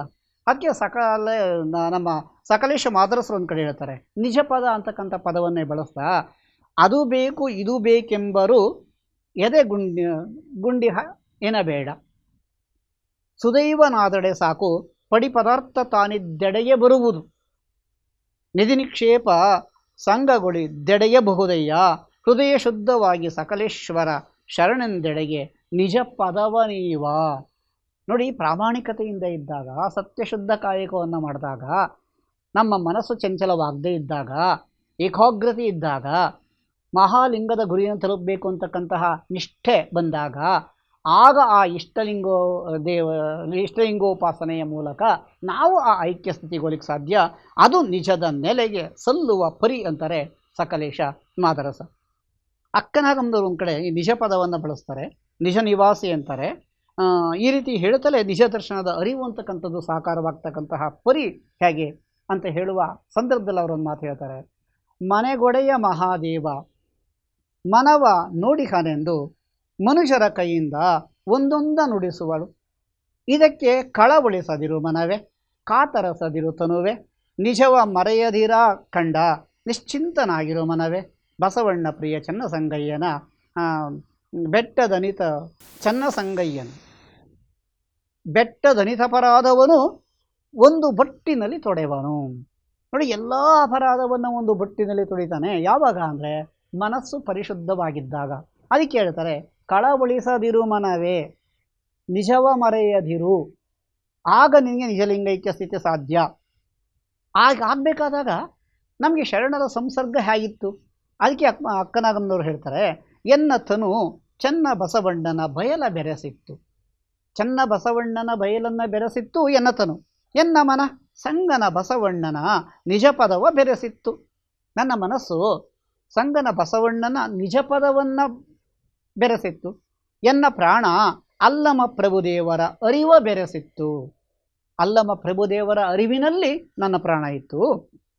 ಇಂತಿ ಮೂವರು ಒಂದೊಂದು ಹಂಚಿಕೊಂಡ ಕಾರಣ ಎನಗೇನೂ ಇಲ್ಲದೆ ಬಸವಣ್ಣ ಪ್ರಿಯ ಚನ್ನ ಸಂಗಯ್ಯನ ಹೃದಯ ಕಮಲದಲ್ಲಿ ನಿಜ ನಿವಾಸಿಯಾಗಿದ್ದೆನು. ನಾನು ನಿಜ ನಿವಾಸಿಯಾಗಿದ್ದೆ ಯಾವಾಗ ಅಂದರೆ ಈ ಮೂರೂ ಜನರ ಚನ್ನಬಸವಣ್ಣ ಅಲ್ಲಮಪ್ರಭು ಬಸವಣ್ಣನವರ ಆ ಹಾದಿಯಲ್ಲಿ ಮುನ್ನಡೆದು ಎರಡಳಿದು ಏಕವಾದಾಗ ನನಗೆ ಆ ನಿಜ ನಿವಾಸಿಯ ನಿಜಾನಂದದ ಆ ಪರಿಸ್ಥಿತಿ ಅಂತಕ್ಕಂಥದ್ದು ಸಾಧ್ಯವಾಯಿತು ಅಂತಕ್ಕಂಥದ್ದು, ಸಮರಸ ಸಾಧ್ಯವಾಯಿತು ಅಂತಕ್ಕಂಥದ್ದು. ಆ ಸಮರಸ ಹೇಗೆ ಸಾಧ್ಯ ಆಯಿತು ಅಂತ ಹೇಳಬೇಕಾದಾಗ, ಆಲಿಕಲ್ಲು ನೀರೊಳಗೆ ಬೆರೆಸಿದಂತೆ.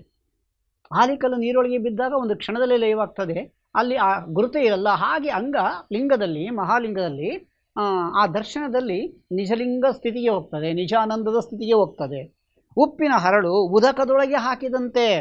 ನೋಡಿ, ಆಲಿಕಲ್ಲು ನೀರೊಳಗೆ ಬಿದ್ದಂತೆ, ಹಾಗೆ ಉಪ್ಪಿನ ಹರಳು ಉದಕದಲ್ಲಿ ನೀರೊಳಗೆ ಹಾಕಿದಂತೆ, ಕರ್ಪೂರದ ಹಣತೆಯಲ್ಲಿ ಜ್ಯೋತಿಯ ಬೆಳಗ ಬೆರೆಸಿದಂತೆ.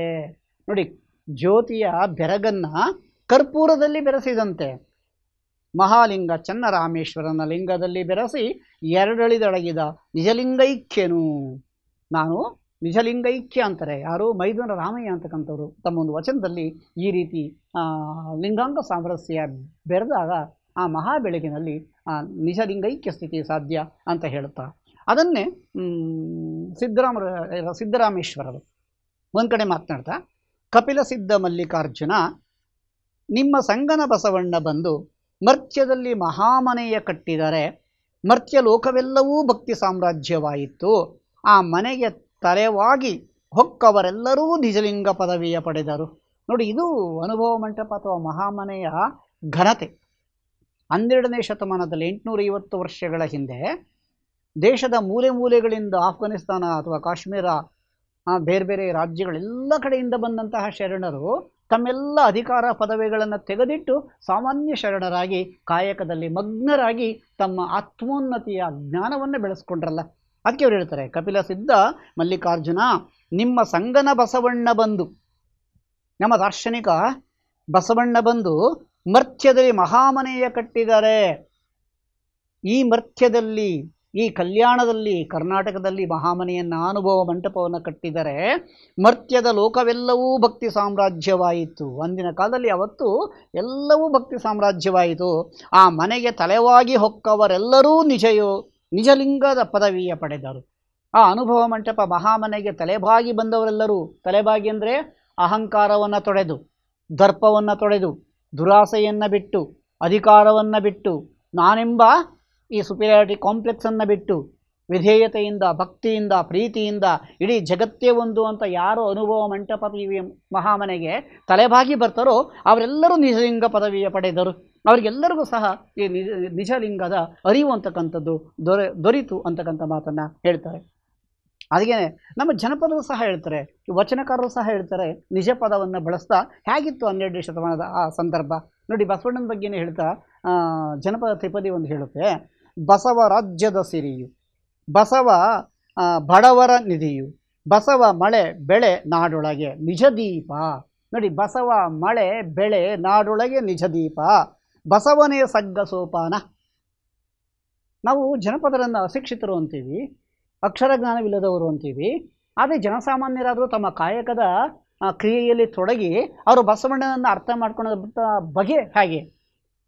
ಬಸವ ರಾಜ್ಯದ ಸಿರಿಯು ಅವತ್ತು ಬಸವ ಬಡವರ ನಿಧಿಯು, ಎಲ್ಲರಿಗೂ ಭಕ್ತಿ ಮಾರ್ಗದಲ್ಲಿ ದಾರಿ ತೋರಿಸಿದ್ದಿದೆಯಲ್ಲ. ಸತ್ಯಕ್ನನ್ನು ತಾಯಿ ಅಂತ ಹೇಳಿದ್ದು, ಸುಳ್ಯ ಸಂಕವನನ್ನು ತಾಯಿ ಅಂತ ಹೇಳಿದ್ದು, ಸರ್ವರಿಗೂ ಸಮಾನತೆಯನ್ನು ಕಲ್ಪಿಸಿದ್ದು, ಕೆಳ ತಳ ವರ್ಗದವರಿಗೂ ಸಹ ಪ್ರೀತಿಯಿಂದ ಅವರನ್ನು ಅಪ್ಪಿ ಮೇಲೆತ್ತಿ ನಾವೆಲ್ಲರೂ ಒಂದೇ ಅಂತ ಹೇಳಿದ್ದು, ಇಲ್ಲಿ ಯಾರೂ ಮೇಲಲ್ಲ ಯಾರೂ ಕೀಳಲ್ಲ ಅಂತ ಹೇಳಿದ್ದಿದೆಯಲ್ಲ. ಅದಕ್ಕೆ ಅವ್ರು ಹೇಳ್ತಾರೆ, ಬಸವ ಮಳೆ ಬೆಳೆ ನಾಡೊಳಗೆ ನಿಜ ದೀಪ, ನಿಜವಾದ ದೀಪ ಬಸವಣ್ಣ ಅಂದರೆ. ಅಕ್ಕ ಮಹಾದೇವಿ ಶರಣರಿದ್ದ ಕ್ಷೇತ್ರವೇ ಅವಿಮುಕ್ತ ಕ್ಷೇತ್ರ ಅಂತಾರೆ. ಹಾಗೆ ನಿಜ ನಿವಾಸ ಅಂತಲೂ ಸಹ ಹೇಳ್ತಾಳೆ ಅಕ್ಕ ಮಹಾದೇವಿ. ಅಯ್ಯ ನಿಮ್ಮ ಶರಣರು ಮೆಟ್ಟಿದ ಧರೆ ಪಾವನವಯ್ಯ, ಅಯ್ಯ ನಿಮ್ಮ ಶರಣರ ಪುರವೇ ಕೈಲಾಸಪುರವಯ್ಯ, ಅಯ್ಯ ನಿಮ್ಮ ಶರಣರು ನಿಂದುದೇ ನಿಜ ನಿವಾಸವಯ್ಯ, ಚನ್ನಮಲ್ಲಿಕಾರ್ಜುನಯ್ಯ ನಿಮ್ಮ ಶರಣ ಬಸವಣ್ಣನಿದ್ದ ಕ್ಷೇತ್ರ ಅವಿಮುಕ್ತ ಕ್ಷೇತ್ರವಾಗಿ ಆನು ಸಂಗನ ಬಸವಣ್ಣನ ಪಾದಕ್ಕೆ ನಮೋ ನಮೋ ಎನ್ನುತ್ತಿದ್ದೇನು. 12ನೇ ಶತಮಾನದ ಕಲ್ಯಾಣ ರಾಜ್ಯ ಅಂದರೆ, ಅನುಭವ ಮಂಟಪ ಅಂದರೆ, ಅಥವಾ ಬಸವ ತತ್ವದ ಶರಣ ಸಮೂಹ ಶರಣ ಸಮುದಾಯ ಅಂದರೆ ಹೇಗೆ?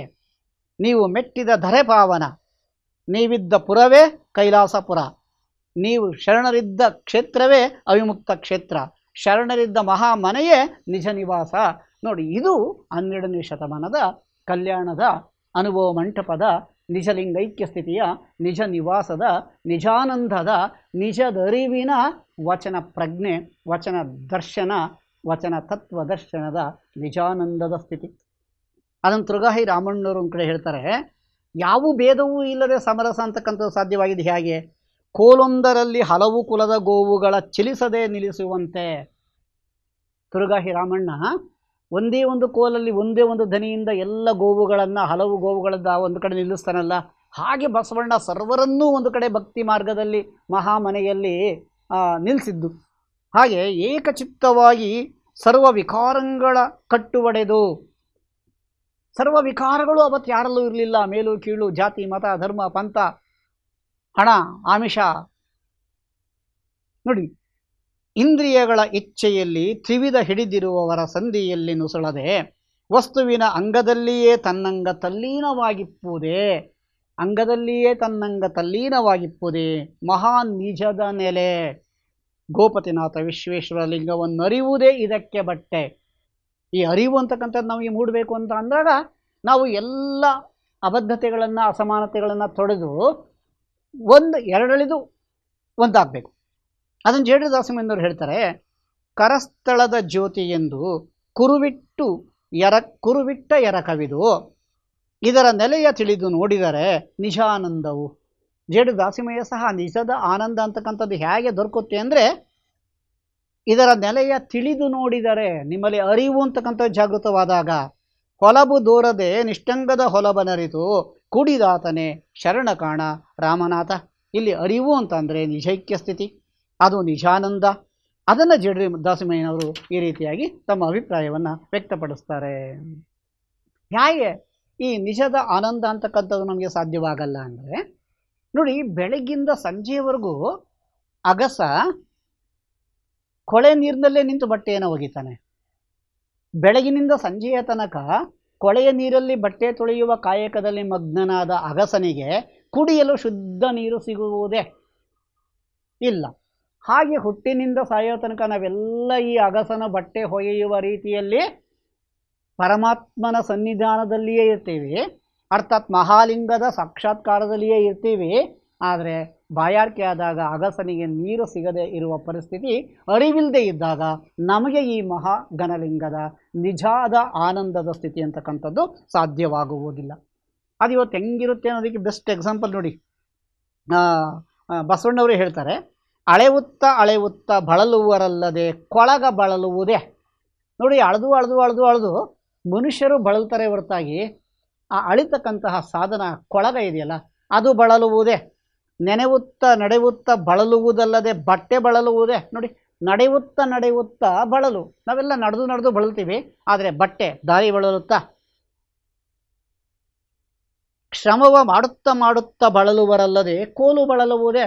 ಶ್ರಮವನ್ನು ಮಾಡ್ತಾ ನಾವು ಬಳಲ್ತೀವಿ ಹೊರತಾಗಿ ಆ ನಿಜವನರಿಯದ ಭಕ್ತ ಬಳಲುವನಲ್ಲದೆ ಲಿಂಗ ಬಳಲುವುದೇ. ನೋಡಿ, ನಿಜವನರಿಯದ ಭಕ್ತ ಬಳಲುವನಲ್ಲದೆ, ಬಸವಣ್ಣರು ಹೇಳೋ ಮಾತು. ನಿಜದ ಅರಿವಿಲ್ಲದೆ ಇದ್ದಾಗ ಆ ಭಕ್ತ ಬಳಲ್ತಾನೆ ಹೊರತಾಗಿ ಲಿಂಗ ಬಳಲುವುದೇ, ಆ ಗಂಧಲಿಂಗ ಬಳಲುತ್ತಾ ಲಿಂಗ ಬಳಲುವುದೇ ಕೂಡಲ ಸಂಗಮ ದೇವ ಅರಸರಿಯದ ಬಿಟ್ಟಿಯು ಎಂದಿದ್ದಾರೆ.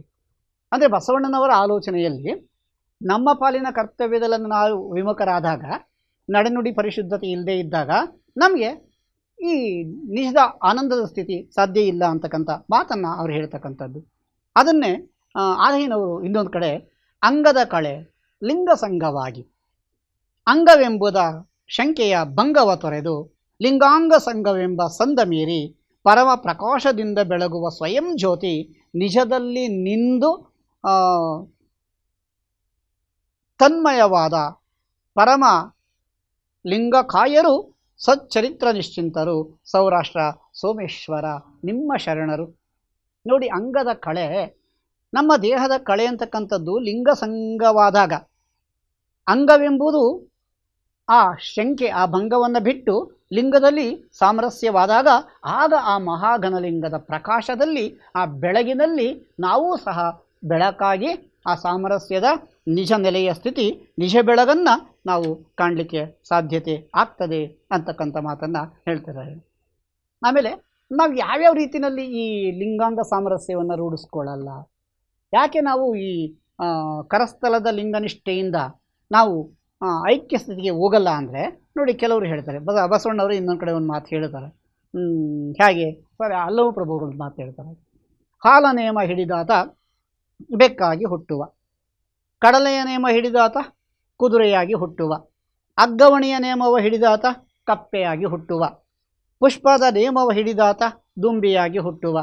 ಇವು ಷಟ್ಸ್ಥಲಕ್ಕೆ ಹೊರಗು ನಿಜಭಕ್ತಿ ಇಲ್ಲದವರ ಕಂಡಡೆ ಮೆಚ್ಚನು ಗುಹೇಶ್ವರನು. ನೋಡಿ, ನಿಜಭಕ್ತಿ ಇಲ್ಲದವರ ಕಂಡಡೆ ಮೆಚ್ಚನು ಗುಹೇಶ್ವರನು. ನಿಜಭಕ್ತಿ ನಮ್ಮಲ್ಲಿ ನೈಜತೆ ಇಲ್ಲದೆ ಇದ್ದಾಗ, ನಿಜಾಚರಣೆ ಇಲ್ಲದೆ ಇದ್ದಾಗ, ದೇಹ ದೇಗುಲವಾಗದೇ ಇದ್ದಾಗ ಏನಾಗುತ್ತೆ? ಇಷ್ಟೆಲ್ಲ ಅಬದ್ಧಗಳಾಗ್ತವೆ. ಯಾವ ಥರ? ಹಾಲು ನೇಮವನ್ನು ಮಾಡ್ತೀಯಾ, ಹಾಲನ್ನೇ ನೇಮ ಮಾಡ್ತಾಯಿದ್ರೆ ನೀನು ಬೇಕಾಗ್ಬಿಡ್ತೀಯ, ಅಥವಾ ಪ್ರಯೋಜನ ಇಲ್ಲ ಅಂತ. ಯಾಕೆಂದರೆ ಎಷ್ಟೇ ಹಾಲು ನೇಮ ಮಾಡಿದ್ರೂ ನಿನ್ನಲ್ಲಿ ಏಕಾಗ್ರತೆ ಅಥವಾ ನಿಷ್ಠೆ ಇಲ್ಲ ಅಂದರೆ ನಿನಗೆ ನಿಜದ ನೆಲೆ, ನಿಜ ದರ್ಶನ ಸಾಧ್ಯ ಇಲ್ಲ. ಕಡಲೆಯ ನೇಮ ಹಿಡಿತೀಯಾ, ನೋಡಿ ಕುದುರೆಯಾಗಿ ಹುಟ್ಟುವ, ಅಗ್ಗವಣಿಯ ನೇಮ ಹಿಡಿದೆ ಕಪ್ಪೆಯಾಗಿ ಹುಟ್ಟುವ, ಪುಷ್ಪದ ನೇಮ ಹಿಡಿದರೆ ದುಂಬಿಯಾಗುವ. ಇವು ಷಟ್ಸ್ಥಲಕ್ಕೆ ಹೊರಗು ಐಕ್ಯ ಸ್ಥಿತಿ ಸಾಧ್ಯವಿಲ್ಲ. ಸಾಮಾನ್ಯ ಜನರ ಸಾಮಾನ್ಯ ರೀತಿಯಲ್ಲಿ ನೀ ಮುಂದುವರೆದಾಗ ನಿನಗೆ ಅಸಾಮಾನ್ಯತೆ ಅಂತಕ್ಕಂಥದ್ದು, ಈ ಲಿಂಗಾಂಗ ಸಾಮರಸ್ಯ ಅಂತಕ್ಕಂಥದ್ದು ಸಾಧ್ಯ ಇಲ್ಲ. ಆ ಮಾತುಗಳನ್ನೇ ಹೇಳ್ತಾ, ಇನ್ನಾವ ನೇಮವೂ ಬೇಡ, ನಿನಗೆ ಐಕ್ಯ ಸ್ಥಿತಿ ಬರಬೇಕು ಅಂದರೆ ಸ್ಥಳದ ಲಿಂಗಾಂಗ ನಿಷ್ಠೆ ಅಂತಕ್ಕಂಥದ್ದು ಮೂಡಬೇಕು ಅಂತಕ್ಕಂಥ ಮಾತನ್ನು ಅವ್ರು ಹೇಳ್ತಾರೆ. ಹಾಗೆಯೇ ಪ್ರಭುದೇವರು, ಹಲವು ಪ್ರಭುಗಳು ಮುಂದುವರೆದ ಒಂದು ಕಡೆ ಮಾತನಾಡ್ತಾ, ಏಕ ಸಮರಸವಾಗಿ ಏಕರಸ ಸಜ್ಜೀವ ಆಕಾರ ನಿರಾಕಾರವು ಏಕದಲ್ಲಿ ಆಕಾರ ಒಡಗಿ ನದಿಯೊಳಗೆ ನದಿ ಬೆರೆತಂತೆ ಸಾಕಾರ ಒಡಗಿದ ಪರಮಯೋಗಿ. ಸಾಕಾರವಾಗಬೇಕು ಅಂತಂದರೆ ಏಕ ಸಮರಸವಾಗಬೇಕು, ನಮ್ಮ ಅಹಂಕಾರಗಳು ಅಳಿಬೇಕು, ಆಗ ನಮಗೆ ನಿಜವಾದ ನಿಜ ಲಿಂಗ ಐಕ್ಯ ಸ್ಥಿತಿ ಸಾಧ್ಯ ಅಂತಕ್ಕಂಥ ಮಾತು. ಬಸವಣ್ಣವರು ಅದನ್ನೇ ಮಾತನಾಡ್ತಾ ಅವ್ರು ಹೇಳ್ತಾರೆ, ನಿರಹಂ ಭಾವದೊಳಗೆ ದಾಸೋಹವ ನಿರಹಂಕೃತಿ ನಿಷ್ಪತಿಯಾಗಿ ಎರಡರಿಯದೆ ನಿಜ ಪರಮಾನಂದದೊಳಿಪ್ಪೆನು ಕೂಡಲ ಸಂಗಮ ದೇವ. ನೋಡಿ, ನಿಜದ ಪರಮಾನಂದ ಅಂತಕ್ಕಂಥದ್ದು ನನಗೆ ಸಾಧ್ಯವಾಗಬೇಕು ಅಂತಂದರೆ ಎರಡರಿಯದ ನಿಜ, ದೇಹ ಬೇರೆ ಲಿಂಗ ಬೇರೆ, ನಾನು ಬೇರೆ ನೀನು ಬೇರೆ, ಆತ್ಮ ಬೇರೆ ಪರಮಾತ್ಮ ಬೇರೆ ಅಂತ ಅಂದ್ಕೊಂಡ್ರೆ ಅದು ಬರಲ್ಲ. ನಿರಹಂಕಾರದಲ್ಲಿ, ಆ ನಿರಾಂಭಾವದಲ್ಲಿ ನಾನಿದ್ದಾಗ, ಎರಡೆಳೆದು ಏಕವಾದಾಗ ಆಗ ನನಗೆ ಈ ನಿಜಲಿಂಗೈಕ್ಯ ಸ್ಥಿತಿ ಅಂತಕ್ಕಂಥದ್ದು ಸಾಧ್ಯ. ಆ ಅಲ್ಲಮ ಪ್ರಭುಗಳು ಆ ಮಹಾಗಣದ ನಿಜ ದೈವವನ್ನು ಕುರಿತು ಮಾತನಾಡ್ತಾ ಹೇಳ್ತಾರೆ, ಅಣು ಮಾತ್ರ ಬೀಜದೊಳಗೆ ಘನವೃಕ್ಷವು ಅಡಗಿರ್ಪಂತೆ. ನೋಡಿ, ಒಂದು ಬೀಜದಲ್ಲಿ ಒಂದು ಮಹಾವೃಕ್ಷದ ನಿಗೂಢತೆ ಇರುತ್ತೆ. ಹಾಗೆ ಈ ಅಂಗದಲ್ಲಿ ಆ ಮಹಾಲಿಂಗದ ನಿಜದಾನಂದ ಸಮರಸವನ್ನು ಪಡೆಯುವ ಪ್ರಜ್ಞೆ ಇರುತ್ತೆ. ಆದರೆ ಅದು ಜಾಗೃತವಾಗಲಿಲ್ಲ ಅಂದರೆ, ಅರಿವು ಮೂಡಲಿಲ್ಲ ಅಂದರೆ ಆ ನಿಜಾನಂದ ಸ್ಥಿತಿ ಸಾಧ್ಯವಿಲ್ಲ. ಬೀಜ ಮಣ್ಣಿನಲ್ಲಿ ಹೂತಾಗ ಸಸಿಯಾಗಿ ಹಂತ ಹಂತವಾಗಿ ಬೆಳೀತಾ ಮಹಾವೃಕ್ಷವಾಗ್ತದೆ. ಹಾಗೆ ನಮ್ಮಲ್ಲಿ ಭಕ್ತಿ ಅಂಕುರ ಆಗದೇ ಇದ್ದಾಗ ನಿಜದ ನೆಲೆ ಸಾಧ್ಯವಾಗಲಿಕ್ಕೆ ಆಗಲ್ಲ.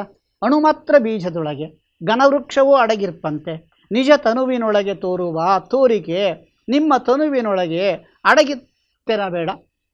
ಸಕಲ ಪ್ರಪಂಚ ಗರ್ಭೀಕರಿಸಿ ಸಕಲ ಪ್ರಪಂಚವರಿಯದ ಉಪಮಾತೀತ ಮಹಂತ ನಿಮ್ಮಯ ನಿಜವನಾರು ಬಲ್ಲರು ಹೇಳ.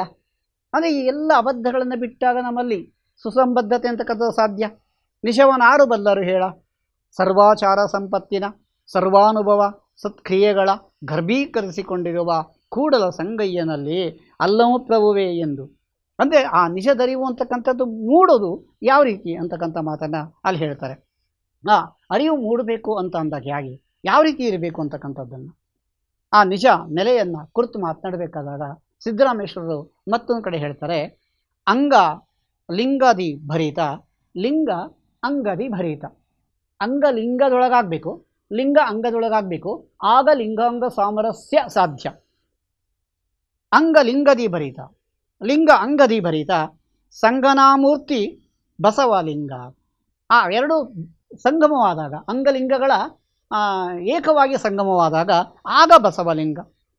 ಅಂಗಜಿ ನಿಜತತ್ವ ಸಂಘ ಷಟ್ಸ್ಥಲ ಭರಿತ. ಅಂಗದಲ್ಲೇ ನಿಜತತ್ವ ಇದೆ, ಇದೇ ಷಟ್ಸ್ಥಲದ ಐಕ್ಯ ಮಾರ್ಗ. ಸಂಗನ ಬಸವಣ್ಣನ ಈ ಯೋಗಿನಾಥ. ಸಂಗನ ಬಸವಣ್ಣ, ನಮ್ಮ ಬಸವಣ್ಣ ಯಾರು ಅಂತ ಅಂದರೆ ಈ ಷಟ್ಸ್ಥಲದಲ್ಲಿ ಐಕ್ಯ ಸ್ಥಿತಿಗೆ ಏರಿದ ಮಹಾಭಕ್ತ ಅಂತಕ್ಕಂಥ ಮಾತನ್ನು ಕುರಿತು ಇಲ್ಲಿ ಸಿದ್ದರಾಮೇಶ್ವರರು ಸಹ ಮಾತನಾಡ್ತಾರೆ. ಈ ರೀತಿಯ ಲಿಂಗೈಕ್ಯ ಸ್ಥಿತಿ ನಿಜಾನಂದ ಅಂತಕ್ಕಂಥದ್ದು ಪಡಿಬೇಕಾದಾಗಲೇ ನಮ್ಮ ಕ್ರಿಯಾಶೀಲತೆ ಹೇಗಿರಬೇಕು ಅಂತ ಮಾತನಾಡ್ತಾ ಹೇಳ್ತಾರೆ ಸಿದ್ದರಾಮೇಶ್ವರರೇ.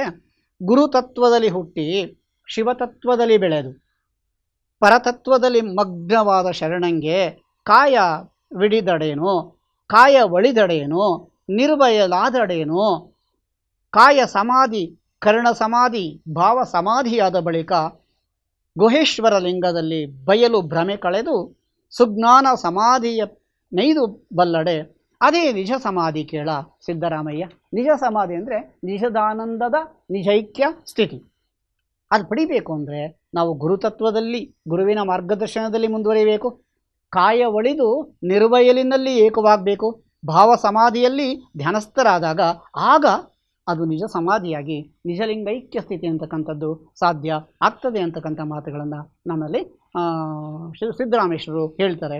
ಮತ್ತು ಈ ಮಹಾಲಿಂಗಾಂಗ ಸಾಮರಸ್ಯ ಅಂತಕ್ಕಂಥದ್ದು ಹೇಗೆ ಇರುತ್ತೆ ಅನ್ನೋದಕ್ಕೆ ಒಂದು ಉದಾಹರಣೆ ಹೇಳೋದಾದರೆ ನೋಡಿ, ಧರೆ ಮಹಾಪ್ರಳಯದೊಳು ಧರೆ ಜಲದೊಳಗಡಗಿತ್ತು, ಬ್ರಹ್ಮ ವಿಷ್ಣುವಿನಲ್ಲಡಗಿದ, ಜಲ ಅಗ್ನಿಯಲ್ಲಡಗಿತ್ತು, ವಿಷ್ಣು ರುದ್ರನಲ್ಲಡಗಿದ, ಅಗ್ನು ವಾಯುವಿನಲ್ಲಡಗಿತ್ತು, ರುದ್ರ ಈಶ್ವರನಲ್ಲಡಗಿದ, ವಾಯು ಆಕಾಶದಲ್ಲಡಗಿತ್ತು, ಈಶ್ವರ ಸದಾಶಿವನಲ್ಲಡಗಿದ, ಆಕಾಶ ಅಕ್ಷರ ಮೂರೆಂಬ ಓಂಕಾರದಲ್ಲಡಗಿತ್ತು, ಸದಾಶಿವ ಅತೀತನಲ್ಲಡಗಿದ, ಅತೀತ ಆದಿಯಲ್ಲಡಗಿದ, ಆದಿ ಅನಾದಿಯಲ್ಲಡಗಿತ್ತು, ಆದಿ ಅನಾದಿಯಲ್ಲಡಗಿತ್ತು, ನಿಜವು ತಾನೇ ತಾನಾಗಿದ್ದಿತು. ಅಂದರೆ ಇಡೀ ಮಹಾಪ್ರಳಯವಾಗಿ ಅಖಂಡ ಬ್ರಹ್ಮಾಂಡವೇ ತಾನು ಇನ್ನೊಂದರಲ್ಲಿ ಒಂದು ಎರಡಾಗಿ ಒಂದು ಮತ್ತೊಂದರಲ್ಲಿ ಕೂಡಿದಾಗ ನಿಜವು ತಾನಾಗಿದ್ದಿತು. ಈ ಭೇದವ ಕೂಡಲ ಸಂಗಮನಲ್ಲಿ ಪ್ರಭುವೇ ಬಲ್ಲ ಕಾಣ ಚನ್ನ ಬಸವಣ್ಣ. ನೋಡಿ, ಅಲ್ಲವ ಪ್ರಭು ಎರಡಳಿದು ಒಂದಾಗಿ ಕೊಡುವ ಮಾತನ್ನು ಹೇಳ್ತಾರೆ. ಈ ಯಾವ ರೀತಿ ಇತ್ತು ಅಂತಕ್ಕಂಥದ್ದನ್ನು ಅದಕ್ಕೆ ಅವ್ರು ಹೇಳ್ತಾರೆ. ಇನ್ನೊಂದು ಕಡೆ ಆಕಾರ ನಿರಾಕಾರ ಸಾಕಾರ ಸನುಮತನು ಮಾಕರಿಸುವವನಲ್ಲ ಮನದಿಚ್ಛೆಗೆ, ಆಕಾರ ನಿರಾಕಾರ ಸಾಕಾರವನು ಸನುಮತದ ಏಕಾಂತದೊಳಗಿಪ್ಪ ನಿಜ ಸ್ವರೂಪಂಗೆ. ನೋಡಿ, ಆ ನಿಜ ಸ್ವರೂಪ ಅಂತಕ್ಕಂಥದ್ದು ನಮ್ಮಲ್ಲಿ ಬರಬೇಕಾಗೋದು ಅಂತಹ ಸಂದರ್ಭದಲ್ಲಿ ಅಂತಕ್ಕಂಥದ್ದು. ಆಗ ಬರಬೇಕು ಅಂತ ಅಂದರೆ ನಮ್ಮಲ್ಲಿ ಭಕ್ತಿ ಹೇಗೆ ಮೂಡಬೇಕು ನೋಡಿ ಹೇಳ್ತಾರೆ ಅವರು. ಒಂದೊಂದು ಕಡೆ ಯಾರು ಸಿದ್ದರಾಮೇಶ್ವರರೇ, ಧರೆ ಇಲ್ಲದೆ ಬೆಳೆಯಬಹುದೇ ಧಾನ್ಯವ, ಮಳೆಯಿಲ್ಲದೆ ನೋಡಬಹುದೇ ಬೆಳೆಗಳ, ಒಂದು ವಿಸ್ತಾರ ಒಂದು ವಸ್ತುವಿಗಾದರೂ ದ್ವಂದ್ವವೇ ಬೇಕು, ನಮ್ಮ ಕಪಿಲ ಸಿದ್ಧ ಮಲ್ಲನ ನೋಡುವುದೇ ಲಿಂಗ ಪೂಜೆ ಜಂಗಮ ದಾಸೋಹವೇ ಬೇಕು ಅಂತಾರೆ. ನೋಡಿ, ಆ ಎರಡು ಒಂದು ವಸ್ತು ಲಿಂಗ ಮತ್ತು ಅಂಗ ಆ ಎರಡರಲ್ಲಿ ಏಕವಾಗ್ತಕ್ಕಂಥದ್ದನ್ನು ಅದಕ್ಕೆ ನೋಡಿ ಗುಹೇಶ್ವರಯ್ಯ ಅನ್ನೋ ವಚನಕಾರ ಒಂದು ಕಡೆ ಅರಿಷಡ್ವರ್ಗವೆಂಬ 6 ನಾಯಿಗಳು ಬೊಗಳುತ್ತಿರೆ. ಹೊನ್ನು ಹೆಣ್ಣು ಮಣ್ಣೆಂಬ ತ್ರಿವಿಧದ ನರಿ ಕೂಗುತ್ತಿರೆ. ಹಸಿವು ತೃಷೆ ನಿದ್ರೆ ಜಾಡ್ಯವೆಂಬ 4 ಸೋಕರ ಮುತ್ತಿ ಕಂಡಿರೆ. ಸಪ್ತ ವ್ಯಸನಗಳೆಂಬ 7 ಬೆಕ್ಕುಗಳು ಸುಳಿಯುತ್ತಿರೆ. ಪಂಚೇಂದ್ರಿಯಗಳೆಂಬ 5 ವರ್ಣದ ಹುಲಿ ನುಂಗುತ್ತಿರೆ. ಸಪ್ತಧಾತುಗಳೆಂಬ 7 ಮಂದಿ ಹೊಲೆಯರು ಮುಟ್ಟಿ ತನ್ನಂಗದಳು ತಾನು ನೀನೆಂಬ ಅಹಂಕಾರದ ಜಾಗಟೆ ಅಳಿದಿರೆ. ಆ ಜಾನವೆಂಬ ಕನ್ನಡಿ ಬಾರಿಸೆ. ಇಂತಪ್ಪ ಪರಿಯಲ್ಲಿ ನಾನು ನಾದದ ಮರೆಯಲ್ಲಿ ಆಹಾರವ ಕೊಂಬಿ ಗುಹೇಶ್ವರ. ನಿಮ್ಮ ನಿಜಲಿಂಗ ನಿಜವನ್ನು ಪಡಿಬೇಕು ಅಂತಂದರೆ ಈ ಎಲ್ಲವನ್ನ ಅರಿಷಡ್ವರ್ಗ, ಮಮತೆ, ದುರಾಸೆ, ಪಂಚೇಂದ್ರಿಯಗಳ ಆಕರ್ಷಣೆ, ಲೌಕಿಕದ ವಿವೇಚನಾ ರಹಿತ ನಮ್ಮ ಕ್ರಿಯಾವಳಿಗಳು ಎಲ್ಲವನ್ನ ಬಿಟ್ಟಾಗ ನಮಗೆ ನಿಜದ ನೆಲೆ ಸಾಧ್ಯವಾಗ್ತದೆ ಅಂತಕ್ಕಂಥದ್ದು. ಅದನ್ನು ಕುರಿತು ಸಿದ್ದರಾಮೇಶ್ವರರು ಮತ್ತೊಂದು ಕಡೆ ಆ ಲಿಂಗ ಅಂಗ ಸಾಮರಸ್ಯವನ್ನು ಕುರಿತು ಮಾತನಾಡ್ತಾರೆ. ಯಾವ ಥರ ಎಲ್ಲವನ್ನು ನಾವು ಬಿಟ್ಟು ಇದು ಬಸವಣ್ಣವರು ಹೇಳ್ತಾರೆ, ಹೊಲೆಯುಂಟೆ ಲಿಂಗವಿದ್ದೆಡೆಯಲ್ಲಿ, ಕುಲವುಂಟೆ ಜಂಗಮನಿದ್ದ ಎಡೆಯಲ್ಲಿ, ಎಂಜಲುಂಟೆ ಪ್ರಸಾದವಿದ್ದೆಡೆಯಲ್ಲಿ, ಅಪವಿತ್ರವ ನುಡಿಯುವ ಸೂತಕ ಪಾತಕ ನಿಷ್ಕಳಂಕ ನಿಜೈಕ್ಯ ತ್ರಿವಿಧ ನಿರ್ಣಯ ಕೂಡಲ ಸಂಗಮ ದೇವಯ್ಯ. ನಿಮ್ಮ ಶರಣರಿಗೆ ಅಲ್ಲದಿಲ್ಲ. ನಿಮ್ಮ ಶರಣರಾಗಬೇಕಂದ್ರೆ ಯಾವುದೇ ಸೂತಕವಿಲ್ಲ, ಯಾವುದೇ ಅಸಮಾನತೆ ಅಬದ್ಧಗಳಿಲ್ಲ. ಎಲ್ಲವನ್ನು ಬಿಟ್ಟು ಏಕನಿಷ್ಠೆ ಅಂತಕ್ಕಂಥದ್ದು ಮೂಡಿದಾಗ ತನಗೆ ಇದು ಸಾಧ್ಯವಾಗ್ತದೆ ಅಂತಕ್ಕಂಥ ಮಾತನ್ನು ಹೇಳ್ತಾರೆ.